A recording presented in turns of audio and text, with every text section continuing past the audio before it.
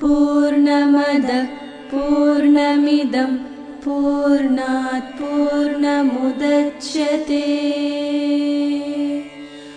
पूर्णस्य पूर्णमादाय पूर्णमेवावशिष्यते।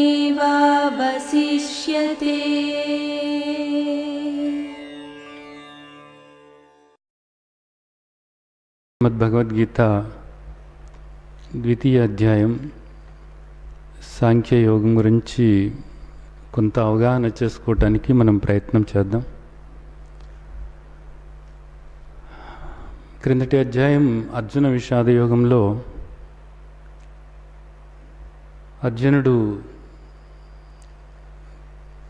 తాను ఎవరితో యుద్ధం చేయాలో, ఎవరైతే తనకి దుఃఖాన్ని కలిగిస్తున్నారో, ఎవరినైతే తాను సంహరించాలి అని అనుకుని యుద్ధభూమిలోకి వచ్చాడో వాళ్ళందరినీ కూడా ఒక్కసారి తేరిపార చూసిన తరువాత వాళ్ళందరూ కూడా తనకు చాలా కావలసిన వాళ్ళు, ఆత్మీయులు, బంధువులు, స్నేహితులు, గురువులు, వాళ్ళంతా కూడా నా స్వజనమే అని గుర్తు చేసుకుని వీళ్ళన నేను సంహరించాల్సినటువంటిది అని ఎంతో బాధకు గురయ్యాడు. ఆ తర్వాత వీళ్ళను సంహరించినట్లయితే ఇది అధర్మం అవుతుంది, ఇది మనకు శ్రేయోదాయకం కానే కాదు, కాబట్టి నేను వీళ్ళని సంహరించాలని అనుకోవటం లేదు అని మోహంలో పడిపోయి ఆ విధంగా మాట్లాడటం జరిగింది. చివరికి ఏ విధంగా మాట్లాడాడు అంటే, ఈ దుర్మార్గులను సంహరించటం కన్నా నేను ఈ యుద్ధం నుండి బయటపడి వాళ్ళ చేత నేను చంపబడటమే నాకు శ్రేయస్కరమేమో అని అనుకుంటున్నాను అని. వాళ్ళను చంపటానికి వచ్చాడు. ఎవరైతే తనకి దుఃఖాన్ని కలిగిస్తున్నారో వాళ్ళని చంపటానికి వచ్చాడు, అది ధర్మము. అలాంటిది పూర్తిగా రాగము, శోకము, ఆపై మోహము, ఆ మోహంలో ఆ అజ్ఞానం పూర్తిగా కమ్మేసి ఏం మాట్లాడుతున్నాడు అంటే, వాళ్ళు నన్ను చంపటమే నాకు శ్రేయోదాయకం అంటున్నాడు. ఇలాగా ఆలోచన చేసి చివరికి ఆ పూర్తిగా శోకంలో కూరుకుపోయి రథం మీద సతికిల పడి తన బాణాలను కింద వదిలిపెట్టేశాడు. పూర్తి శోకంలో కూరుకుపోయి వేదనతో అలాగా ఉండిపోయాడు. మనకి ఈ విషాద యోగంలో ముఖ్యంగా 3 విషయాలు మనం గమనించుకున్నాము. 1 రాగము, 2 శోకము, 3 మోహము. ఇవి ఒకదాంతో ఒకటి కలిసిపోయి ఒకదాన్ని ఒకటి ప్రేరేపించుకుంటూ మనిషికి విచక్షణ జ్ఞానము అనేటటువంటి దాన్ని పూర్తిగా పోగొట్టి ధర్మము అధర్మంగాను, నీతి అవినీతిగాను,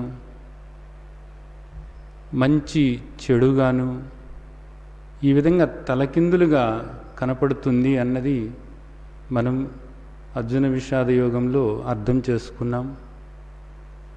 ఈరోజు సాంఖ్యయోగం. సాంఖ్యయోగంలో ఈ అధ్యాయం పేరు నిజానికి వ్యాస మహర్షి సాంఖ్యయోగం అని ఈ అధ్యాయానికి ఎందుకు పేరు పెట్టారా అని ఆలోచించినట్లయితే చాలా ఆశ్చర్యాన్ని కలిగించే విషయాలు మనకి అర్థమవుతాయి. సాంఖ్యము అన్నప్పుడు, సాంఖ్యము అన్నప్పుడు లెక్క అన్న మాట అర్థం ఒకటి ఉన్నది. అలాగే విచారణ అన్న అర్థం ఒకటి ఉంది. యుద్ధము అన్న అర్థం ఒకటి ఉంది. అలాగే జ్ఞానము అన్న అర్థం ఒకటి ఉంది. ఒక శబ్దానికి చూడండి, సంఖ్య అంటే సాంఖ్యము అన్న లెక్క, రెండవది విచారణ, మూడవది జ్ఞానము, నాలుగవది యుద్ధము.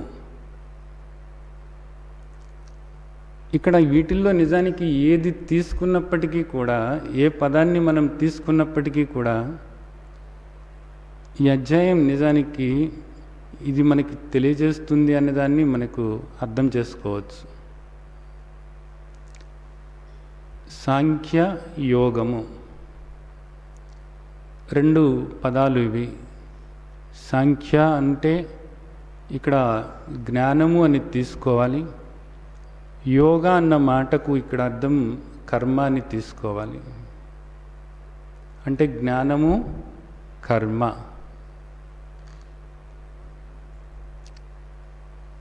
ఈ రెండే ఉన్నాయి నిజానికి ఇక్కడ.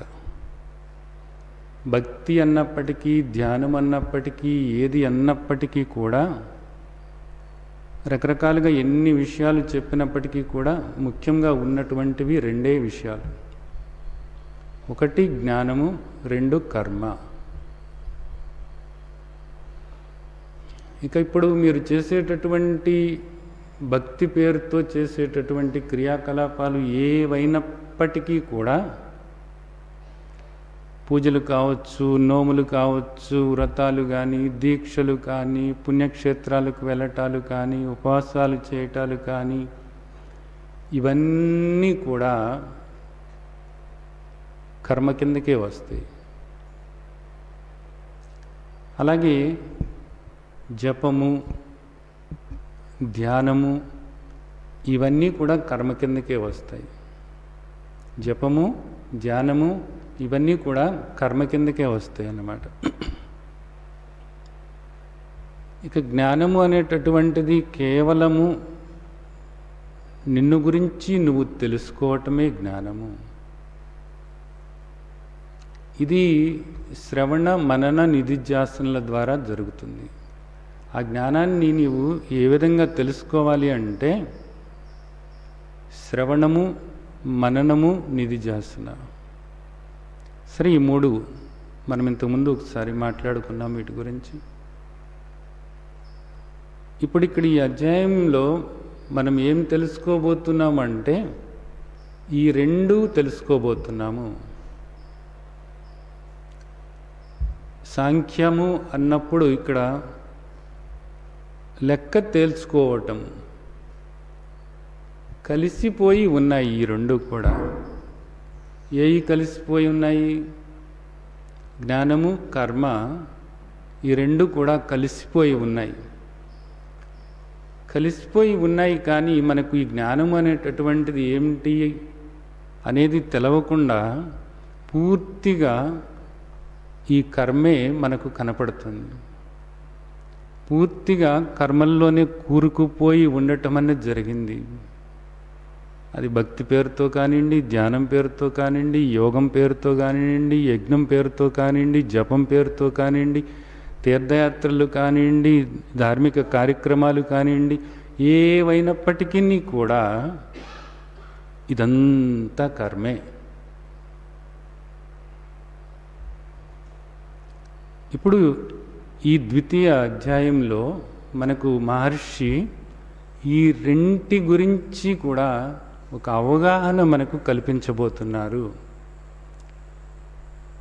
బాగా అర్థం చేసుకోండి, ఉన్నాయి రెండే. ఈ రెండిటి గురించినటువంటి చక్కటి అవగాహన మనకు మహర్షి మనకు ఇక్కడ చేయబోతున్నారు. ఇవి రెండు మనం చక్కగా అర్థం చేసుకున్నట్లయితే, ఈ దృష్టి పెట్టుకొని మిగతా అధ్యాయాలను మనం అవగాహన చేసుకుంటూ ముందుకు వెళ్ళినట్లయితే, ఏది పట్టుకోవాలో, ఏది తెలుసుకోవాలో అది తెలుసుకొని ఏ దృష్టితో ఉండాలో ఆ దృష్టితో ఈ జీవితాన్ని సాగించడానికి వీలవుతుంది. అందుకని ఇది నిజానికి ఎంతో ముఖ్యమైనటువంటి అధ్యాయం. నా ఉద్దేశమైతే ఈ ద్వితీయ అధ్యాయాన్ని, సాంఖ్యయోగంని మనం సరైన రీతిలో అవగాహన చేసుకుని ఆచరణలోకి పెట్టుకోవటానికి మనం ప్రయత్నించి ముందుకు సాగినట్లయితే ఇంకా ఇది అసలు సరిపోతుంది అన్నది నా ఉద్దేశం. అంత విశిష్టమైనటువంటి అధ్యాయం సాంఖ్యయోగం.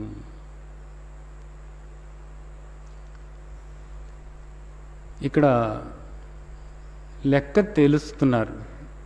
ఏది కలిసిపోయి ఉన్నాయి కదా, ఇది కర్మ, ఇది కర్మ, ఇది కర్మ, ఇది జ్ఞానము.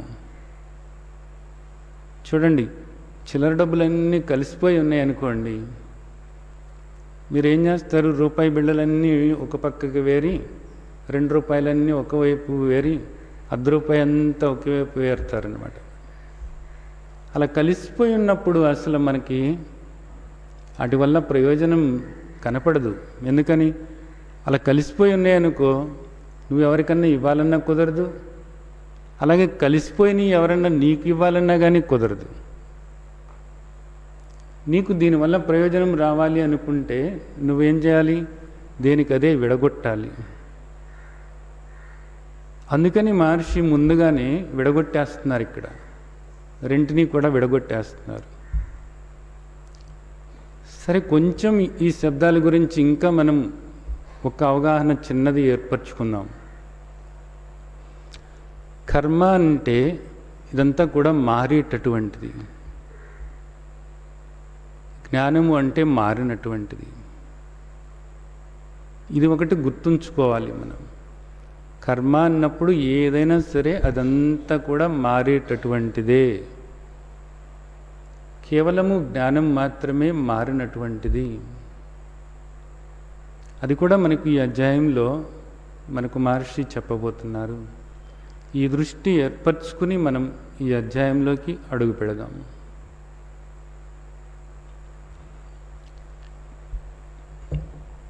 సరే, అర్జునుడు అక్కడ రథంలో తన ధనస్సుని, బాణాలని విసర్జించి చతికిలపడ్డాడు.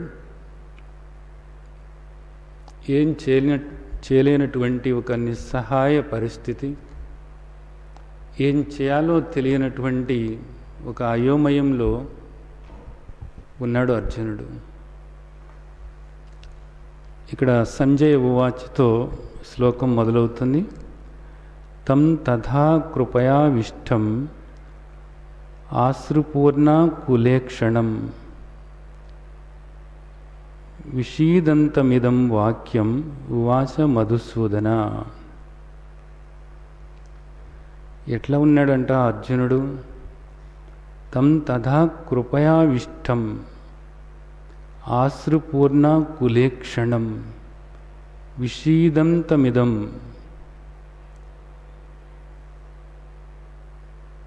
కృపయావిష్టం అట.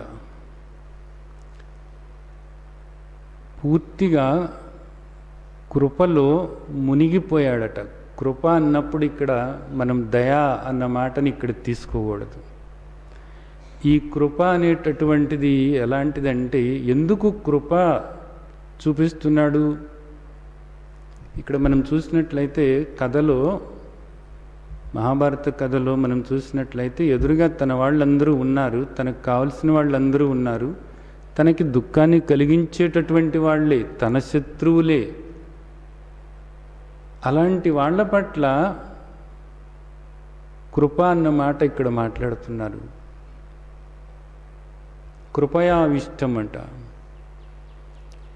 స్వజనం అన్న మాట మనకి మొదటి అధ్యాయంలో అనేక సార్లు స్వజనం స్వజనం అన్న మాట మాట్లాడుతున్నారు. నా వాళ్ళు నా వాళ్ళు,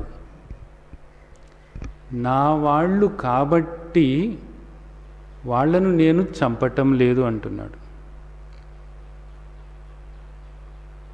చంపటానికి సిద్ధమై వచ్చాడు.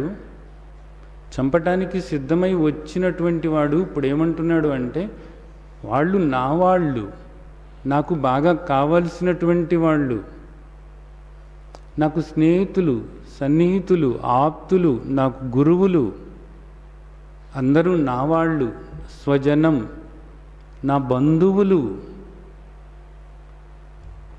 కాబట్టి వాళ్ళను నేను చంపను. నా వాళ్ళు కాకపోతే చంపుతాను.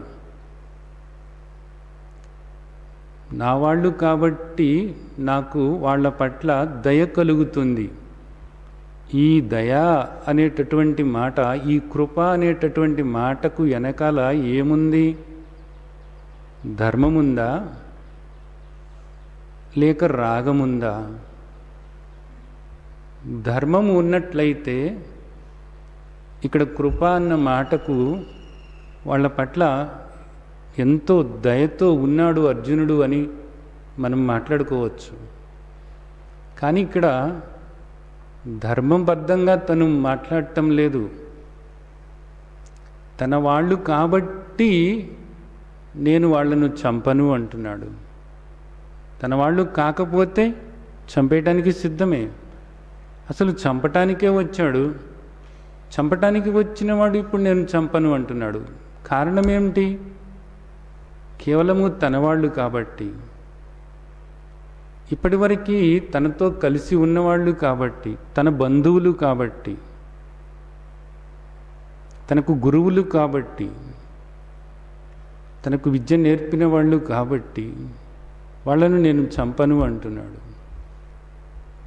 కాబట్టి ఇక్కడ కృప అనేటటువంటి దానికి మనం సానుకూలమైనటువంటి దయ అన్న మాట కాదు తీసుకోవాల్సింది. ఈ కృప వెనకాల దాగి ఉన్నటువంటి రాగం ఏమైంది? ఇప్పుడు అర్జునుడికి పూర్తిగా రాగంలో కూరుకుపోయి ఉన్నాడు. కూరుకుపోయి ఉండటం వల్ల ఏమైందట? ఆశ్రుపూర్ణ కులేక్షణం, కళ్ళు రెండు కూడా నీళ్లతో నిండిపోయినాయి అన్నమాట. కళ్ళు రెండు నీళ్లతో నిండిపోయినాయి అన్నమాట. నా వాళ్ళన నేను చంపుకోవాల్సింది, నాకు కావాల్సిన వాళ్ళన నేను చంపుకోవాల్సింది. ఇందుక నేను యుద్ధ భూమిలోకి వచ్చాను ఈరోజు. విషీదం తమిదం, విషాదంలో పూర్తిగా కూరుకుపోయాడన్నమాట. విషాదంలో కూరుకుపోయి ఇంకా ఏం తోచనటువంటి పరిస్థితిలో అలాగా కూర్చుండిపోయాడు. పూర్తిగా అలా కూర్చుండిపోయాడట. అప్పుడు మొట్టమొదటిసారిగా మనకు శ్రీమద్ భగవద్గీతలో మొదటి అధ్యాయంలో ఒక్క మాట భగవంతుడు మాట్లాడింది. భగవాన్ వాచ, మీరందరూ కూడా విన్నారు, పశ్యైతాన్ సమవేతాన్ కురునితి అన్నమాట ఒక్కటి. అది కూడా అర్జునుడు అడిగాడు, నేను చూడాలనుకుంటున్నాను అంటే, మంచిది నువ్వు చూడు, నీకు ఎవరెవరు దుఃఖాన్ని కలిగిస్తున్నారో వాళ్ళందరినీ కూడా చూడు అని ఆ మాట మాట్లాడారు. ఇప్పుడు దాని తర్వాత ఇక్కడ 2వ అధ్యాయంలో భగవంతుడు మాట్లాడుతున్నాడు. ఏ పరిస్థితుల్లో మాట్లాడాల్సి వచ్చింది? చంపటానికి వచ్చి నేను చంపను అంటున్నాడు. రాగంలో పూర్తిగా మునిగిపోయి శోకతప్త హృదయుడై ఏం మాట్లాడుతున్నాడో కూడా తనకే మాట్లాడినటువంటి పరిస్థితుల్లో, తనకే తెలియనటువంటి పరిస్థితుల్లో అలా చతికిలబడిపోయాడన్నమాట. అలాంటి అర్జునుడు ఆ మౌనం, పూర్తిగా మౌనంలో కూరుకుపోయి ఏం మాట్లాడాలో కూడా ఇక తెలవటం లేదు, ఏం చేయాలో కూడా తెలవటం లేదు, కాళ్ళు చేతులు ఆడటం లేదు. గాంధీవమ కింద జారిపోయింది, గొంతంతా నోరంతా ఎండిపోతుంది, కాళ్ళు చేతులు ఆడటం లేదు, పట్టు తిప్పి పడిపోతున్నాడు, అలాగే చతికిలు పడిపోయాడు. అలాంటి అర్జునుడిని చూసి అప్పుడు కృష్ణుడు మాట్లాడుతున్నాడట. కుతస్త్వా కస్మలమిదం విషమే సముపస్థితం అనార్యజుష్టమస్వర్గ్యం అకీర్తికరం అర్జున. తర్వాత శ్లోకం, క్లైబ్యం ఆస్మగమః పార్థ నైతత్వయుపపద్యతే క్షుద్రం హృదయ దౌర్బల్యం త్యక్తోత్తిష్ట పరంతప. ఈ రెండు శ్లోకాలు కూడా భగవంతుడు మాట్లాడినటువంటివి.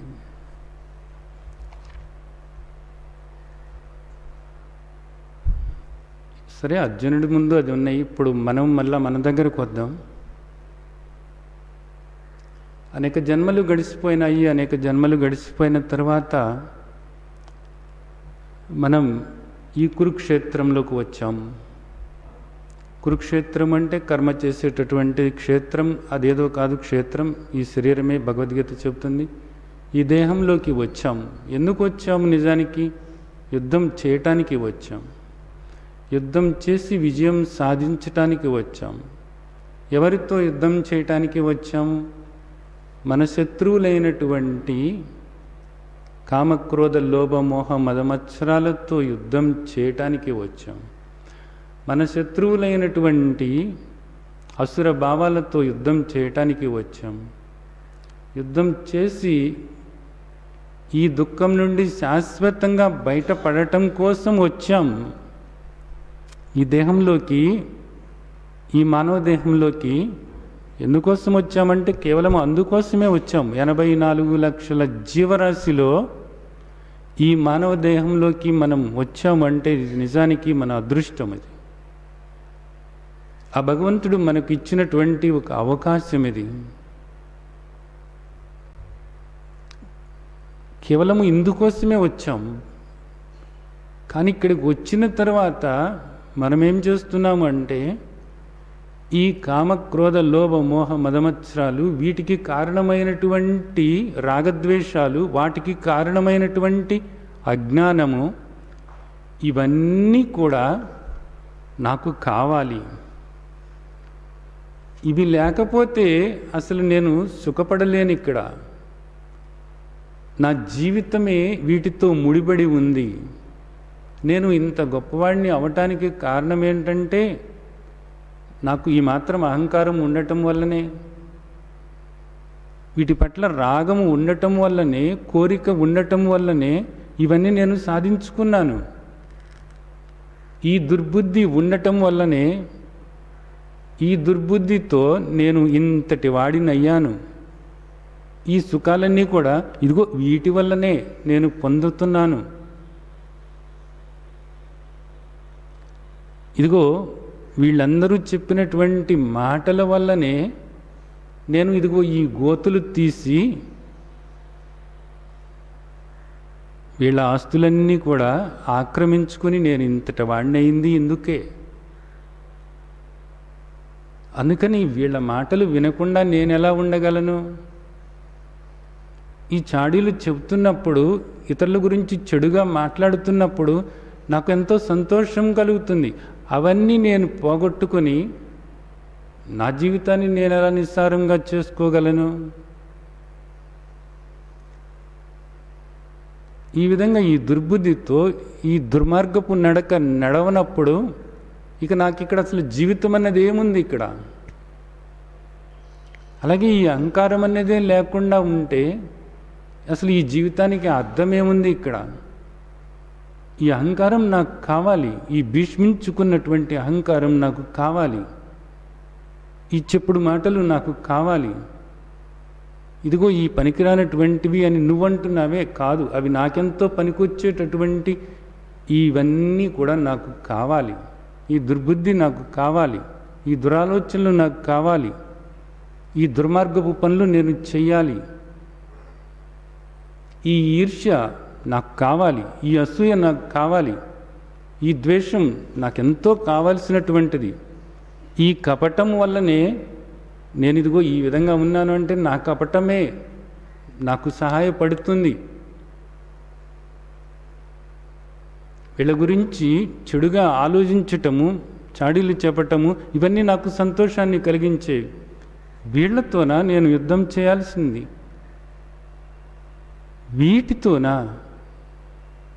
వీటితో యుద్ధం చేయాలా? ఇవి నాకు దుఃఖాన్ని కలిగిస్తూ ఉండవచ్చు, కానీ వీటిని చంపేసిన తర్వాత ఇక నా జీవితం ఏమిటి? ఇవన్నీ పోతే అసలు నా జీవితం ఏమిటి?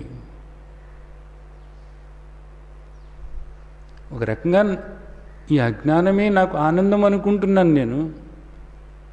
ఈ అజ్ఞానం కాస్త పోగొట్టుకుంటే ఈ ఉన్న ఆనందం కూడా నేను పోగొట్టుకుంటాను.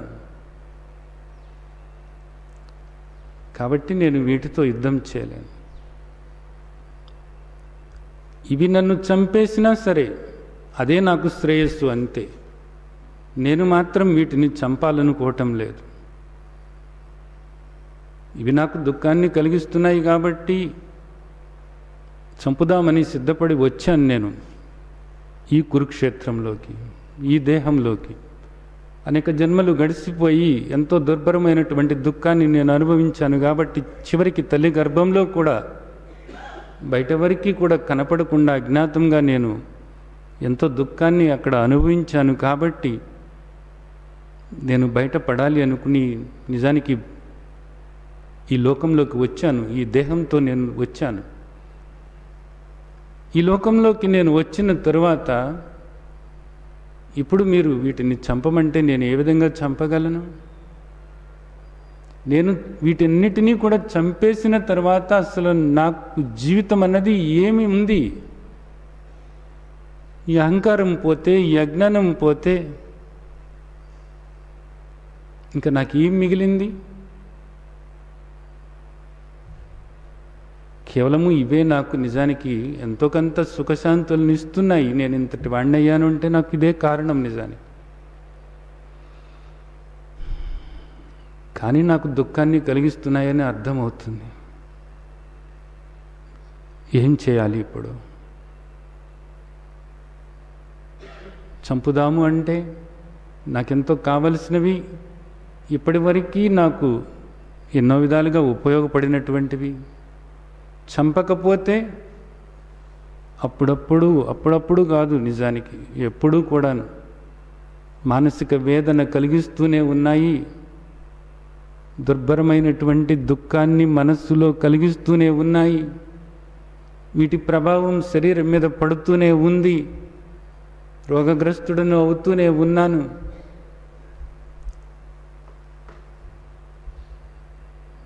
ఏం చేయాలి ఇప్పుడు? కృష్ణుడు మాట్లాడుతున్నాడు. కుతస్త్వా కస్మలం ఇదం విషమే సముపస్థితం అనార్యజుష్టం అస్వర్గ్యం అకీర్తికరం అర్జున.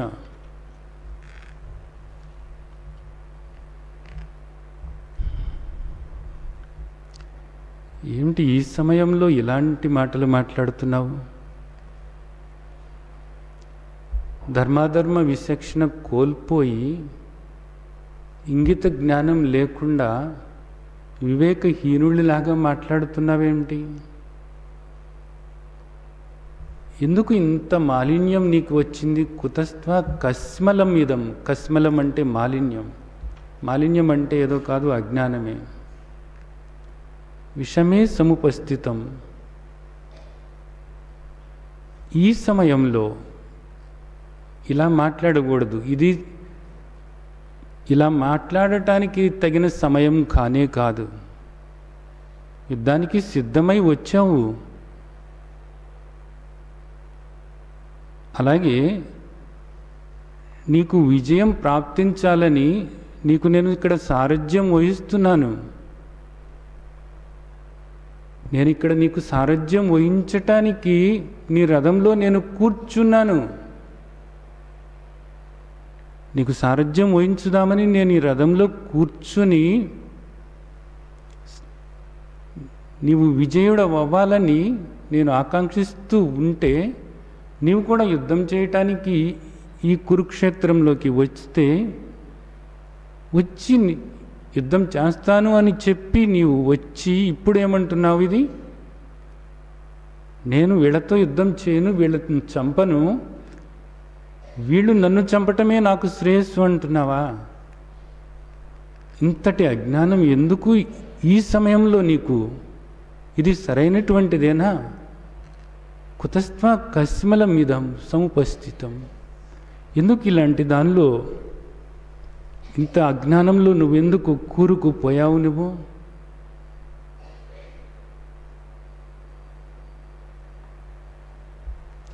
అర్జున, ఇది నిజానికి అనార్యజుష్టం.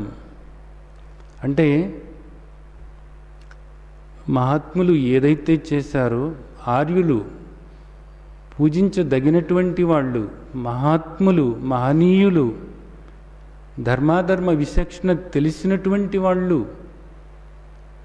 ఏదైతే చేశారో, ఏదైతే మాట్లాడారో, నువ్వు అలా మాట్లాడటం లేదు, వాళ్లకు విరుద్ధంగా మాట్లాడుతున్నావు. నువ్వు శ్రేష్టమైనటువంటి వాళ్ళు, నీ ముందు నడిచినటువంటి శ్రేష్ట పురుషులు, గొప్పవాళ్ళు, మహాత్ములు అనబడేటటువంటి వాళ్ళు ఏది ఆచరించి నీకు చూపించారో అది నీవు చేయను అంటున్నావు.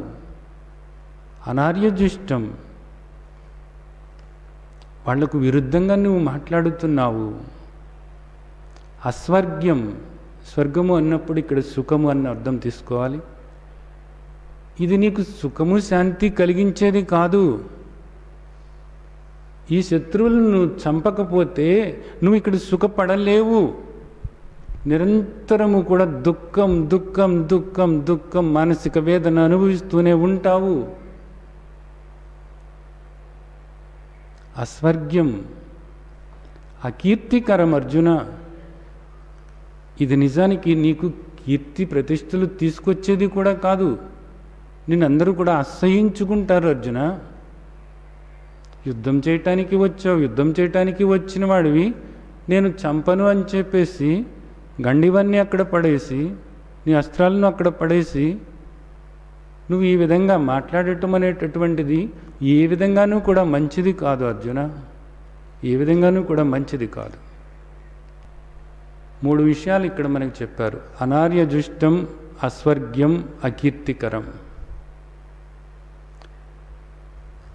మనం ఏ పని చేసినప్పటికీ కూడా ఈ 3 విషయాలు గుర్తుంచుకోవాలి.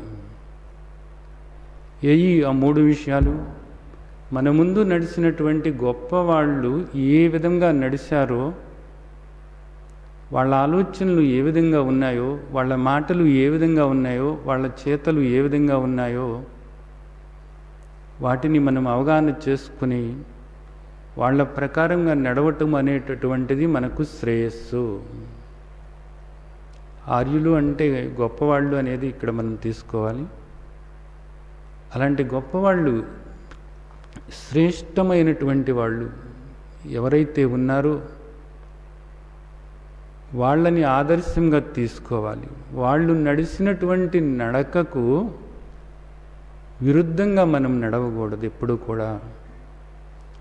అలా విరుద్ధంగా నడిచినప్పుడు ఏమవుతుంది అంటే అది మనకి ఎప్పుడు కూడా సుఖశాంతులను ఇవ్వదు. అలాంటి వాళ్ళు ఏ విధంగా నడిచారు అనేటటువంటివి మనకు ఎక్కడ దొరుకుతాయి? నిజానికి అలాంటి వాళ్ళు మనకు కనపడనప్పుడు మనం ఏం చేయాలి అంటే, ప్రామాణికమైనటువంటి శాస్త్రం ఒక్కటే మనకు ఆధారం. ఆ శాస్త్రం ప్రకారంగానే మనం నడవాలి. అలాగే నువ్వు ఏ పని చేసినప్పటికీ కూడా నువ్వు గుర్తుంచుకోవాలి, అది నీకు ఎప్పటికీ కూడా సుఖశాంతులను కలిగిస్తూ ఉంటుందా, లేదా నువ్వేదో తాత్కాలికమైనటువంటి సుఖశాంతులను పొందటం కోసమే ఆ పని చేస్తున్నావా అన్నది. నువ్వు చేసేటటువంటి పని ఏదైనప్పటికీ కూడా నీకు సుఖశాంతులను కలిగించాలి. అది నీకు శ్రేయోదాయకమై ఉండాలి. అది పెద్దలకు, శ్రేష్టమైనటువంటి వాళ్లకు సమ్మతమై ఉండాలి, శాస్త్రానికి సమ్మతమై ఉండాలి, నీకు సుఖశాంతులను కలిగించాలి.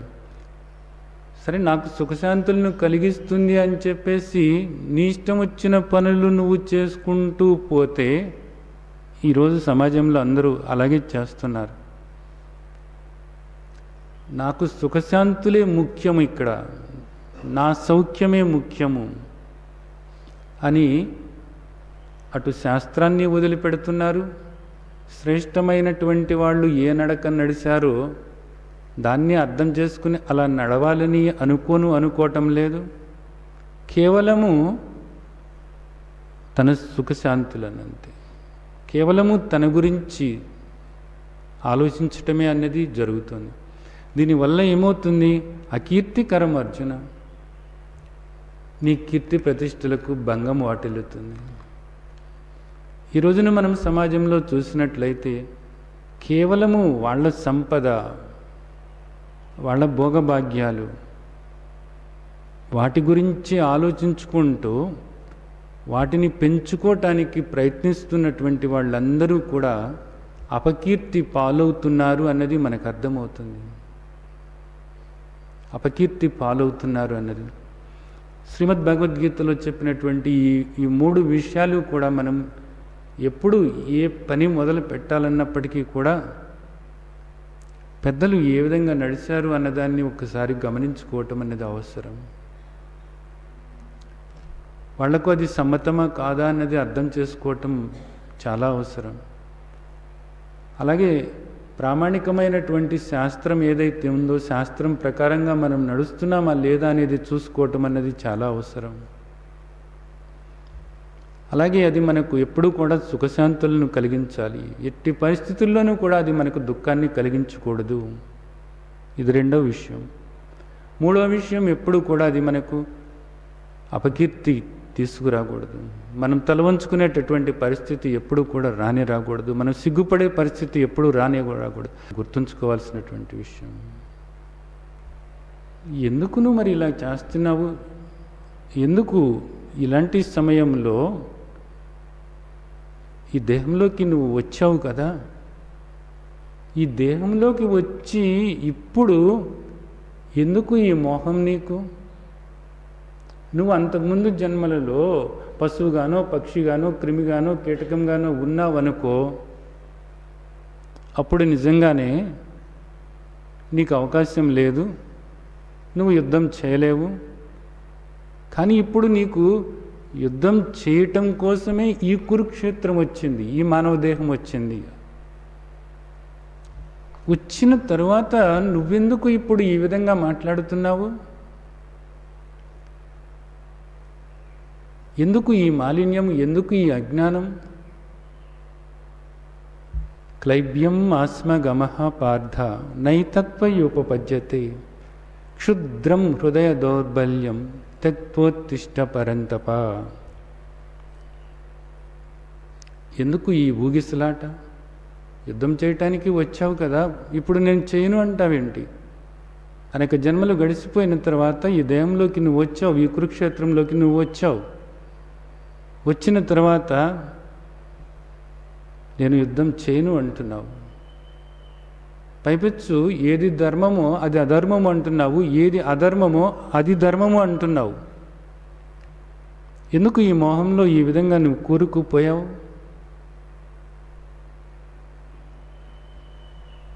అర్జున, నిజానికి ఇది నపుంసకత్వం.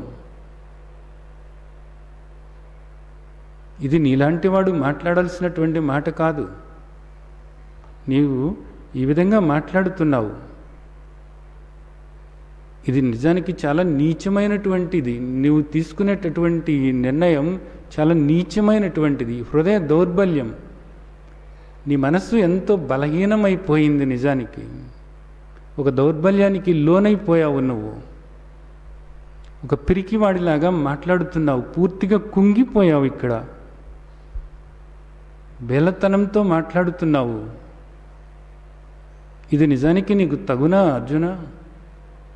ఈ సమయంలో యుద్ధం చేయటానికి వచ్చి ఎదురుగా నీ శత్రువులను నువ్వు చూసిన తర్వాత ఇన్ని సంవత్సరాలుగా నీకు భయంకరమైనటువంటి దుఃఖాన్ని కలిగించేటటువంటి నీ శత్రువులను నీ ఎదురుగా చూసిన తరువాత ఏ విధంగా ఉండాలి నీవు?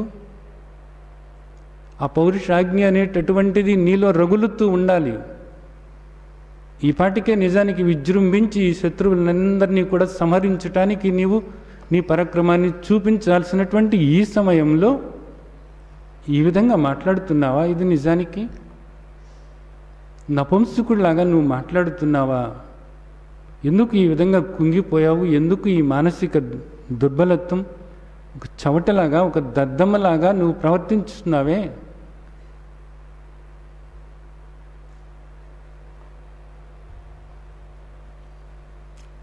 గట్టిగా మాట్లాడారు. బాగా గుర్తుంచుకోవాల్సినటువంటి శ్లోకం. క్లైబ్యం మాస్మగమః పార్థ నైతత్పయుపపద్యతే క్షుద్రం హృదయ దౌర్బల్యం త్యక్తోత్తిష్ట పరంతప. ఇందాక శ్లోకం ఒక పని చేసే ముందు ఆ 3 విషయాలు ఆలోచించుకోవాలి. ఇది ప్రామాణికమైనటువంటిదేదా? పెద్దలు నడిచినటువంటి త్రోవేనా? వాళ్లకు సమ్మతమైనటువంటిదేనా? 1. 2, మనకు సుఖశాంతులను ఎప్పుడు కూడా ఇచ్చేటటువంటిదేనా? మరలా లేదా మనకి దుఃఖాన్ని కలిగించేదా అని చూసుకోవటం. 3, మన కీర్తికి ఎప్పుడు కూడా భంగం కలగకుండా ఉంటుందా అని చూసుకొని రంగంలోకి దిగాలి. దిగిన తరువాత ఈ ఊగిసలాట పనికిరాదు, ఈ దౌర్బల్యం అన్నది పనికిరాదు, ఈ క్లైబ్యం అనేటటువంటిది పనికిరాదు, ఈ నపుంసకత్వం అన్నది పనికిరాదు. మనసు ఇంకా బలహీనం అవ్వకూడదంతే. ఈ శ్లోకంలో మనం గుర్తుంచుకోవాల్సింది బాహ్యమైనటువంటి విషయాల్లో కూడా ఈ 2 శ్లోకాలు కూడా మనకి ఎంతో ఉపయోగపడుతూ ఉంటాయి. ఎవరు ఏ పని చేస్తున్నప్పటికీ కూడా ముందు ఆ 3 విషయాలు సరిగ్గా ఉన్నాయా లేదా అనేది చూసుకోవాలి. చూసుకున్న తర్వాత మనం అడుగు పెట్టిన తర్వాత ఇంకా వెనకడుగు వేయకూడదు. ఊగిసలాట పనికిరాదు. నేను చేయగలనా చేయలేనా అన్న ఆలోచన నీకు రాకూడదు, ఎప్పుడూ కూడా రాకూడదు. ధైర్యంతో ముందుకు నడవాలి. అప్పుడు దౌర్బల్యం అనేటటువంటిది ఉండకూడదు. అలాగే ఇక్కడ ఈ కురుక్షేత్రంలోకి వచ్చావు నీవు, ఇప్పుడు జీవుడిగా వచ్చావు నీవు. ఇప్పుడు ఇక్కడికి నీవిప్పుడు చేయాలి, యుద్ధం చేయాలి. ఈ అసుర భావాలతో యుద్ధం చేయాలి. ఈ అసుర భావాలతో యుద్ధం చేసి పూర్తిగా నీవు వీటిని సంహరించి తీరాలి. అప్పుడు మాత్రమే నీవు యథార్థమైనటువంటి సుఖశాంతులను నీవు పొందగలవు. ఒకసారి ఈ దేహంలోకి వచ్చిన తర్వాత కూడా ఇంకా నేను చేయలేను, వీటిని చంపలేను, ఈ ఈర్ష్య, అసూయ, ద్వేషము, కోపము, కపటము, శత్రుత్వము, ఇతరుల్లో చెడు చూడటము, చెడుగా మాట్లాడటము, విమర్శించటము, చాడీలు చెప్పటము, వెనకోటి ముందోటి మాట్లాడటము, అహంకారంతో, మదంతో, గర్వంతో ప్రవర్తించటము, ఇవన్నీ కూడా నేను వదలను అంటే నరకం అనుభవిస్తావు. త్రివిధం నరకస్యేదం ద్వారం నాశనమాత్మనః. ఇవి నీకు నరకానికి ద్వారం. ఆ నరకం అన్నది ఎప్పుడో కాదు, ఇప్పుడే ఇక్కడే అనుభవించి తీరుతావు. ఆ మానసిక వేదన నువ్వు అనుభవిస్తూనే ఉంటావు. ఎవరినో నాశనం చేశాను అని అనుకుంటున్నావు, నిన్ను నీవే నాశనం చేసుకుంటున్నావు. ఎవరినో బాధ పెట్టాను అనుకుంటున్నావు, నిన్ను నీవే బాధ పెట్టుకుంటున్నావు. ఎవరినో అశాంతి పాలు చేశాను అనుకుంటున్నావు, నిన్ను నీవే అశాంతి పాలు చేసుకుంటున్నావు. ఎవరినో అణగదొక్కాను అనుకుంటున్నావు, నిన్ను నీవే అణగదొక్కుంటున్నావు. ఎవరినో పతనం చేశాను అనుకుంటున్నావు, నిన్ను నీవే పతనం చేసుకుంటున్నావు. ఎవరి కళ్ళలోనో వేళ్ళు పెట్టి వాళ్ళని గుడ్డి వాళ్ళను చేశాను, వాళ్ళ కళ్ళు కప్పాను అనుకుంటున్నావు. నీ చేత్తో నీ కళ్ళే పొడుచుకొని నువ్వు గుడ్డివాడివి అవుతున్నావు. నిన్ను నీవు సర్వనాశనం చేసుకుంటున్నావు. అర్థం చేసుకోవాల్సినటువంటి విషయం.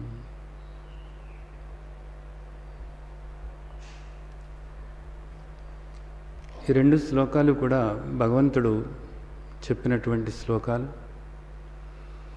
అలా మౌనంగా ఉండిపోయినటువంటి అర్జునుడు పూర్తిగా మౌనంగా అలా ఉండిపోయాడు. ఏం మాట్లాడో కూడా తెలవని పరిస్థితి. ఇంకా నేను యుద్ధం చేయలేను అనేటటువంటి పరిస్థితిలో అలా ధనస్సు ఆ బాణాలు అక్కడ జారిపోయినాయి. తను కూడా చతికిలబడిపోయి కళ్ళల్లో నీళ్లు నిండిపోయి ఉంటే విషాదంలో కూరుకుపోయి అలా కూర్చునిపోయాడు. అప్పుడు దాకా ఒక్క మాట కూడా మాట్లాడలేదు. ఎవరు? పార్థసారథి. సారథి ఒక్క మాట కూడా మాట్లాడలేదు, చూస్తూ ఉన్నాడు. ఇక మౌనంగా ఉన్నాడు కదా, ఏం మాట్లాడటం లేదు కదా. అప్పుడు ఇదిగో ఇలా మాట్లాడాల్సి వచ్చింది. ఈ 2 శ్లోకాలు కదిపాడన్నమాట. ఏమిటి ఇంకేం బయటకు వస్తుంది వీడి నుంచి? ఇదంతా చెప్పుకుంటూ వస్తున్నాడు. ఏమిటి ధర్మం అంటున్నాడు, అధర్మం ధర్మం అని చెప్తున్నాడు. వాళ్ళే తనని చంపటం అనేది శ్రేయస్కరం అంటున్నాడు. అంటే బాగా మైకం కమ్మేసిందనమాట. మోహంలో పూర్తిగా కూరుకుపోయి, విషాదంలో పూర్తిగా కూరుకుపోయి, ఇంకా ఊపిరి కూడా అందనంతగా కూరుకుపోయి అలా ఉండిపోయాడు. ఇంకా బయటికి రావాలి, ఏదన్నా ఉందేమో బయటికి రావాలి అని ఈ 2 శ్లోకాలు మాట్లాడటం జరిగింది. కొంచెం ఏదో కదలిక వచ్చింది. అప్పుడు ఏం చెప్తున్నాడో చూడండి. కథం భీష్మహం సంఖ్యే ద్రోణం చ మధుసూదన ఇషుభి ప్రతియోత్స్యామి పూజార్హౌ హరిశూదన. నా ఎదురుగా నాకు బాగా కావలసినటువంటి భీష్ముడు ఉన్నాడు, ద్రోణాచార్యుడు ఉన్నారు. వీళ్ళిద్దరూ కూడా నాకు పూజించదగినటువంటి వాళ్ళు. పూజార్హం, పూజించదగినటువంటి వాళ్ళ మీద నేను ఇప్పుడు బాణాలు ఏ విధంగా వేయగలను? పూజించదగినటువంటి వాళ్ళ నీకు, వాళ్ళ మీద నీవు బాణాలు వేయవా? ఇప్పుడు నీకు గుర్తొచ్చిందా నాన్న? ఇంత సిద్ధం చేసుకుని నీకు సారథ్యం వహించటానికి భగవంతుణ్ణి తీసుకొని ఈ కురుక్షేత్రంలోకి వచ్చిన తరువాత నేను యుద్ధం చేసి తీరుతాను అని, వాళ్ళని ఓడించి తీరుతాను అని ప్రతిజ్ఞలు చేసిన తరువాత ఇప్పుడు నీకు గుర్తొచ్చిందా? వాళ్ళు నాకు పూజించదగినటువంటి వాళ్ళు. వాళ్ళ మీద నేను బాణాలు ఏ విధంగా వేయగలను? వాళ్ళ ఎదుర్కొని నేను వాళ్ళతో ఏ విధంగా నేను పోరాడగలను?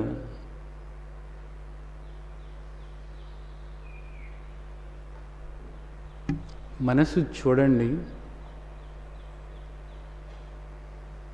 ఒక్కొక్కసారి చెప్తుంది ఈ అలవాట్లన్నీ పోగొట్టుకోవాలి, మంచిది కాదు, ఈ వ్యసనాలకి లోనైపోతున్నాను, ఈ తాగుడికి, ఈ జోదానికి, చివరికి సిగరెట్లకి, ఇంకా ఈ చిన్న చిన్న విషయాలు, ఆ విషయము ఈ విషయము, ఇలాంటి పనికి మాలిన విషయాలకి ఎందుకు నేను ఇలాగా బానిసనైపోయాను? ఇవన్నీ నాకు దుఃఖాన్ని కలిగిస్తున్నాయి కదా, ఈ అలవాట్లు నాకు దుఃఖాన్ని కలిగిస్తున్నాయి కదా, ఈ పనికిమాలిన ఆచారాలు నాకు దుఃఖాన్ని కలిగిస్తున్నాయి కదా, నా అలవాట్లే నాకు దుఃఖాన్ని కలిగిస్తున్నాయి. వీటిని పోగొట్టుకోవాలి, ఏమైనా సరే పోగొట్టుకోవాలి. ఇది మంచిది కాదు. ఈ ఈర్ష్య, అసూయ, ద్వేషము ఇలాంటివి కూడా నిజమే మంచిది కాదు. కోపం నిజమే, తన కోపమే తన శత్రువు అన్నారు. ఎదుటి వాళ్ళని కోపగించుకున్నప్పుడు, చిరాకు పడుతున్నప్పుడు నాకు తెలుస్తూనే ఉంది, నా హృదయంలోనే ఏదో బాధగా అనిపిస్తూనే ఉంది. ఆ తర్వాత కూడా ఆ బాధ నాకు చాలా సమయం ఉంటూనే ఉంటుంది. ఆ కోపం వల్ల నేను సాధించింది ఏమీ లేదు అనేది తెలుస్తుంది. అనేక మందితో శత్రుత్వాన్ని తెచ్చుకోవటం తప్ప నేను సాధించింది ఏమీ లేదు అనేది కూడా నాకు బాగా తెలుస్తుంది. ఎందుకు వదిలిపెట్టేద్దాం, ఈ కోపం వదిలిపెట్టేద్దాం, ఈ ద్వేష గుణాన్ని వదిలిపెట్టేసేద్దాం, ఈ పనికిరాని అలవాట్లు వదిలేసేద్దాం. ఎందుకు వాళ్ళని ఇసుక్కోవటం, వీళ్ళని ఇసుక్కోవటం? వాళ్ళని విసుక్కుంటున్నప్పుడు నాకే బాధ కలుగుతుందని తెలుస్తుంది. నన్ను నేను చూసుకుంటే నాకు తెలుస్తూనే ఉంది, తెలుస్తుంది, బాగా తెలుస్తుంది. అందుకని వీటిని వదిలిపెట్టేద్దాం. ఈరోజు జనవరి 1, ఈరోజు నుంచి వదిలేద్దాం. లేదా ఈరోజు నా పుట్టినరోజు కదా, ఖచ్చితంగా ఈరోజు నుంచి వదిలిపెట్టేద్దాం. వీలైతే డైరీలో కూడా రాసేసుకుందాం. గట్టిగా ఇలాంటి దురలవాట్లన్నింటినీ కూడా ఈ రోజు నుంచి వదిలిపెట్టేశానంతే. వదిలిపెట్టడానికి నిర్ణయం తీసుకున్నాను. వదిలిపెట్టేశాను, తప్పు కొట్టేసి వదిలిపెట్టడానికి గట్టి నిర్ణయం తీసుకున్నాను. డైరీ మూసేసాం. ఒక్కసారి చివరిగా, ఒక్కసారి అంటే ఒక్కసారి ఒక్క సిగరెట్ తాగుదామా? ఒక్కసారి చివరిసారిగా అసలు ఒక్కసారి బ్రాందీ తాగుదామా? తెలవకుండానే అప్రయత్నంగా దేహం అలా కదులుతూ ఉంటుంది.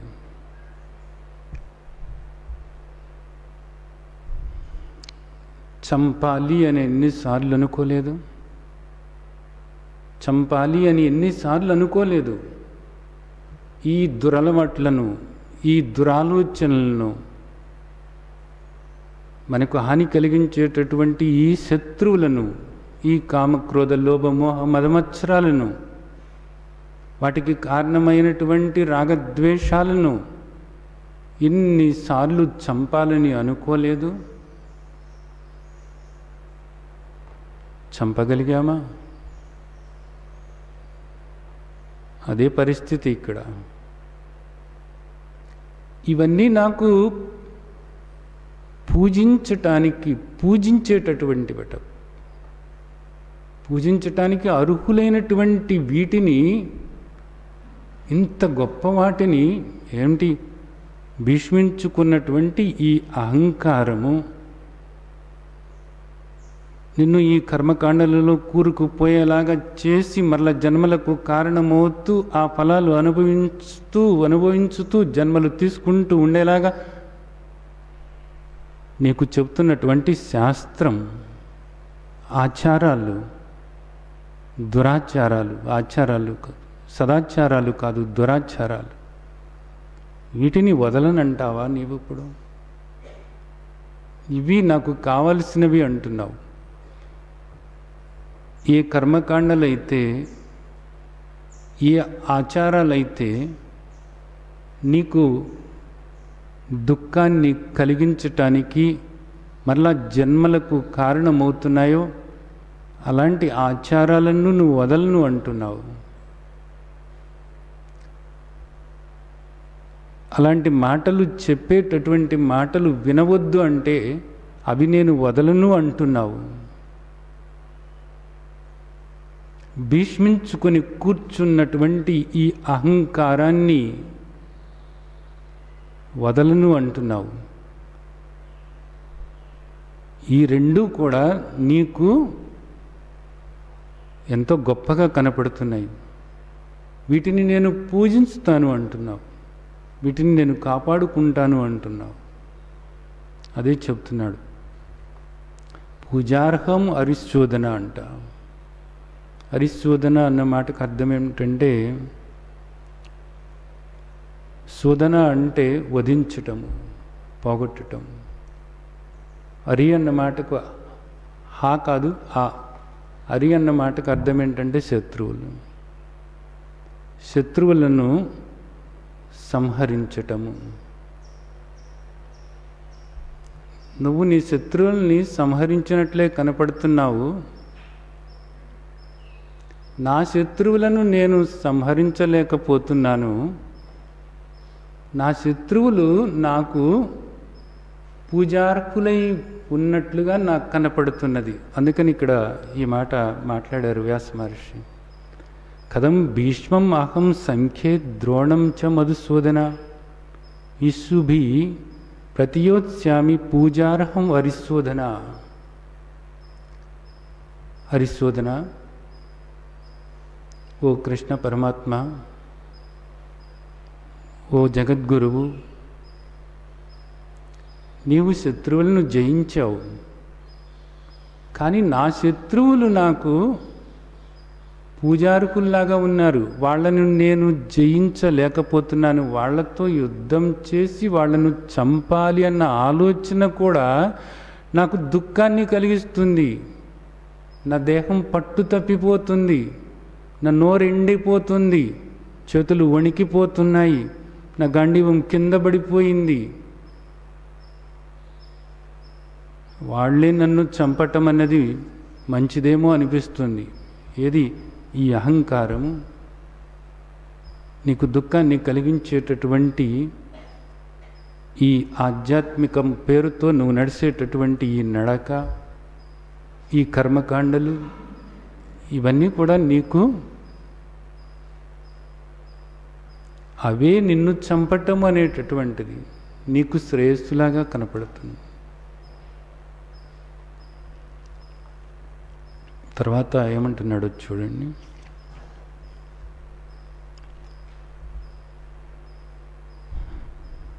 గురున హత్వా హి మహానుభావాన్ శ్రేయో భోక్తుం భైక్ష్యమపీహ లోకే హత్వార్థ కామాంస్తు గురూని హైవ భుంజీయ భోగాన్ రుధిర ప్రదిగ్ధాన్. వీళ్ళని చంపటం కన్నా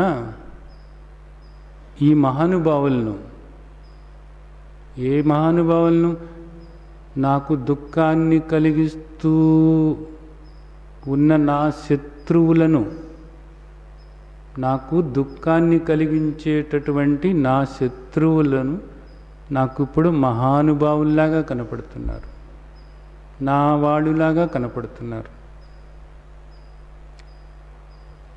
వాళ్ళను చంపటం అనేటటువంటిది నా వల్ల కాదు. ఇదిగో నేను చెప్తున్నాను, నువ్వంటే శత్రువుల్ని చంపావేమో, చంపే ఉన్నావు, అందుకే కదా ఇక్కడ కూర్చున్నావు నాకు సారథ్యం వహిస్తూ. నేను మాత్రం అలా చంపలేను. నేను అనుకుంటున్నాను భిక్ష చేసుకుని బ్రతకటం అన్నది దీనికన్నా ఉత్తమం అని. భైక్ష మహీప లోకే, ఈ లోకంలోనయ్యా 4 ఇళ్లకు పోయి భవతీ భిక్షాందేహి అని అలా అడుక్కుని, ఏదో ఈ దేహం ఉన్నంతకాలము కాస్త దాన్ని తిని నేను బ్రతుకుతాను, అంతేకాని వీటిని చంపను.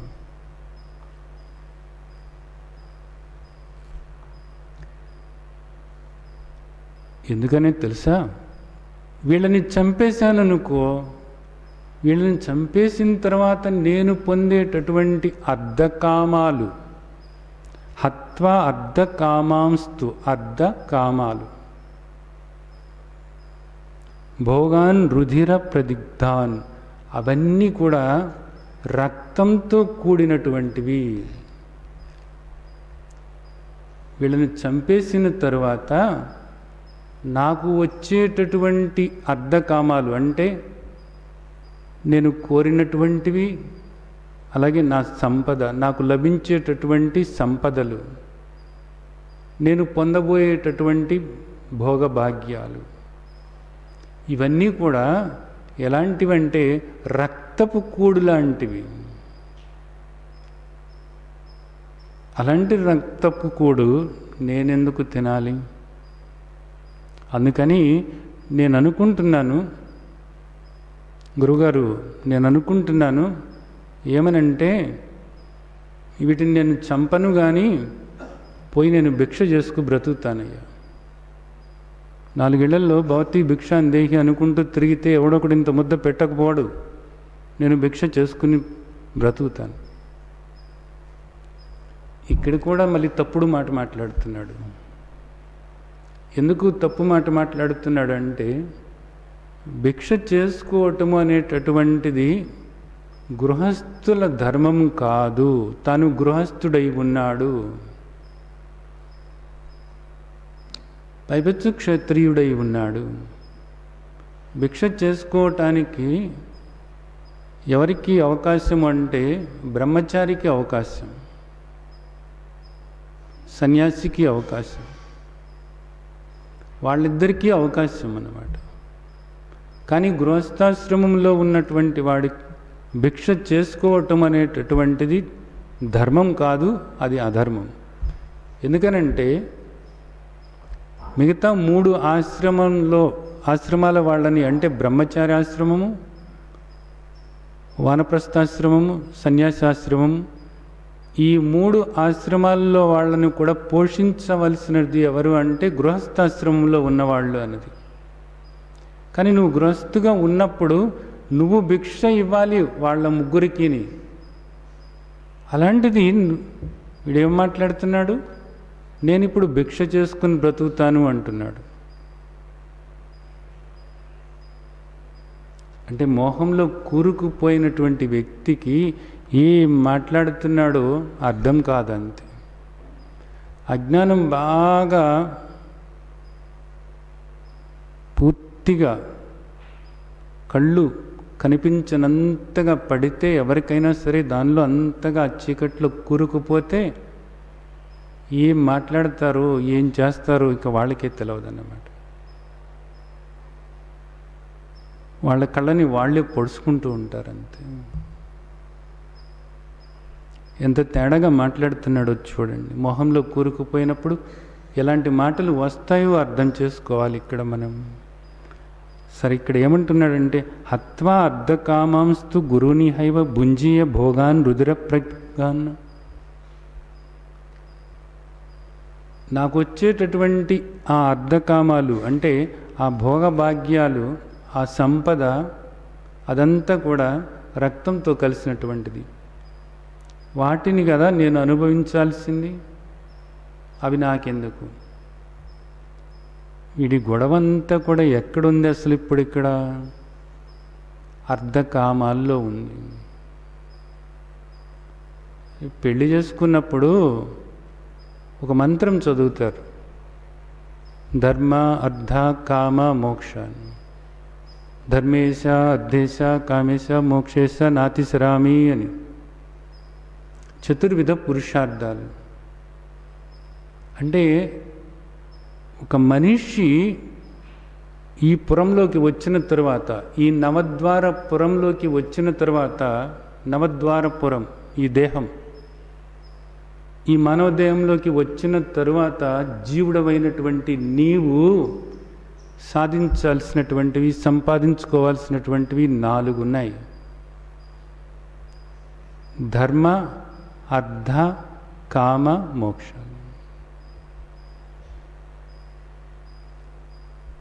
ధర్మ అన్నప్పుడు 2 రకాలు. అర్ధకామాలకు సంబంధమైనటువంటి ధర్మాలు కొన్ని, మోక్షానికి సంబంధమైనటువంటి ధర్మాలు కొన్ని ఉన్నాయి.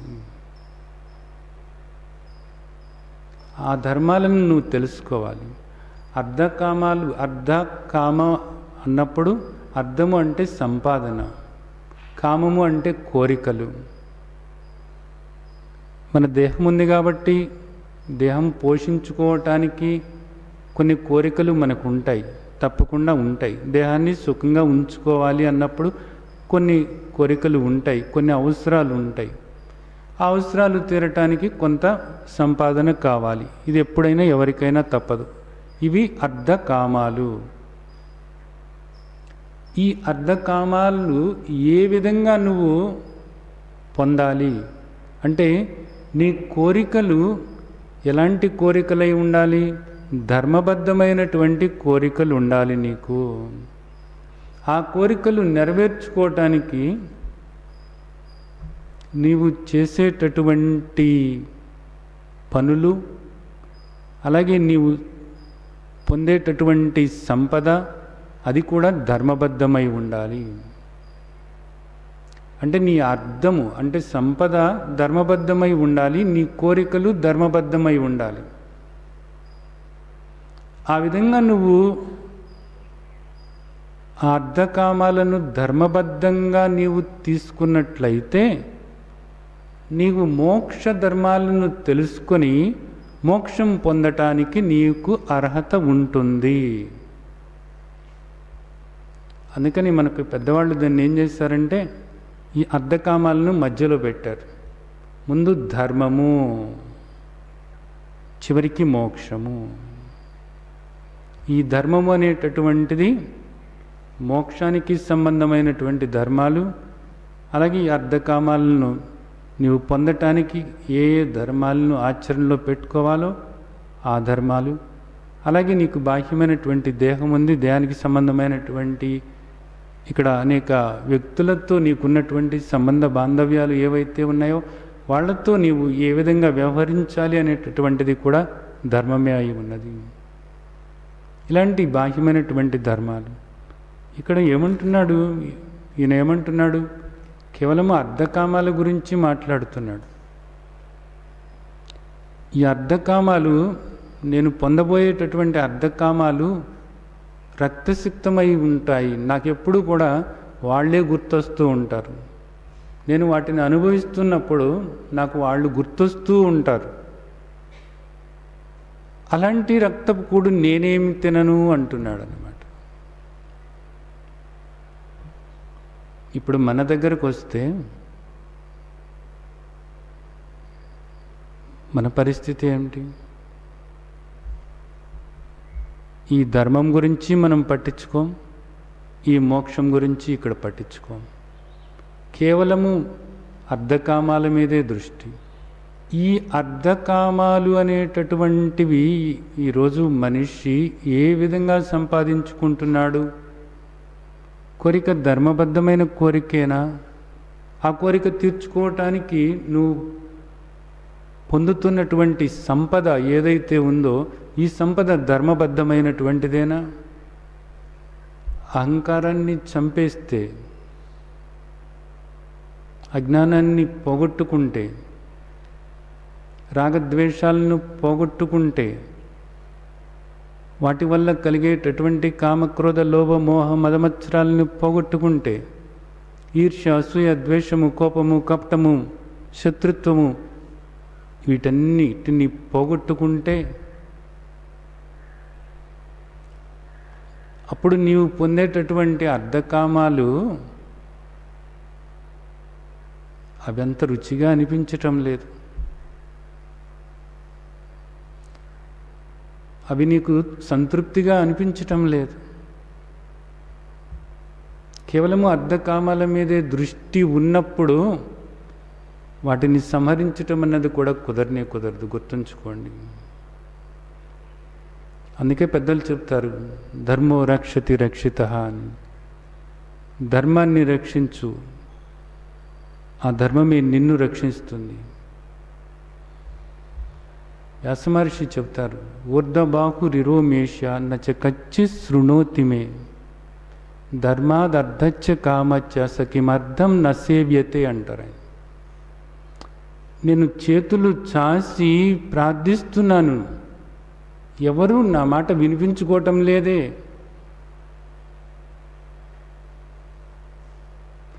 ధర్మాదర్ధచ్చ కామచ్చ సకిమర్థం న సేవ్యతే. ధర్మాన్ని నువ్వు పట్టుకుని ఉన్నట్లయితే అర్ధకామాలు అనేటటువంటివి వాటంతట అవే నెరవేరుతాయి అని నేను చెప్తున్నాను. ధర్మో రక్షతి రక్షిత అని నేను చెప్తున్నాను. ఊర్ధ్వబాహురిరోమ్యేష, నేను చేతులు చాచి మీకు చెబుతున్నాను, నా మాట వినరే అంటున్నాడు ఆయన. వశిష్ఠ మహర్షి అదే చెప్పారు, వాల్మీకి మహర్షి అలాగే చెప్పారు, వ్యాస మహర్షి అలాగే చెప్పారు. అయినా సరే ఈ ధర్మము అనేటటువంటి దాన్ని మనం పక్కన పెట్టి కేవలము అర్ధకామాల గురించే ఆలోచిస్తూ ఉన్నప్పుడు నీవు ఇక్కడ సుఖపడలేవు, ఇకపై కూడా నీవు సుఖపడలేవు అనేటటువంటిది మనకు భగవద్గీత కూడా చెబుతున్నటువంటి విషయం. ఈరోజు మనం 5 శ్లోకాలు మనం మాట్లాడుకున్నాం. 6వ శ్లోకం దగ్గర నుంచి ఒక మలుపు తీసుకుంటుంది ఇక్కడ. ఈ 6, 7 శ్లోకాలు ఏవైతే ఉన్నాయో ఈ శ్లోకాలు భగవద్గీత బోధకు కారణమైనాయి. కాబట్టి ఇక్కడ ఒక మలుపు తిరుగుతుంది. కాబట్టి మనం వచ్చేవారం ఏ మలుపు తిరుగుతుందో ఆ మలుపు మనల్ని ఏ విధంగా భగవంతుని బోధ అవగాహన చేసుకునేలాగా చేస్తుందో అర్థం చేసుకుని ఆచరణలోకి తీసుకోవటానికి ప్రయత్నం చేద్దాం. లోకా సమస్తా సుఖినో భవంతు. లోకా సమస్తా సుఖినో భవంతు. లోకా సమస్తా సుఖినో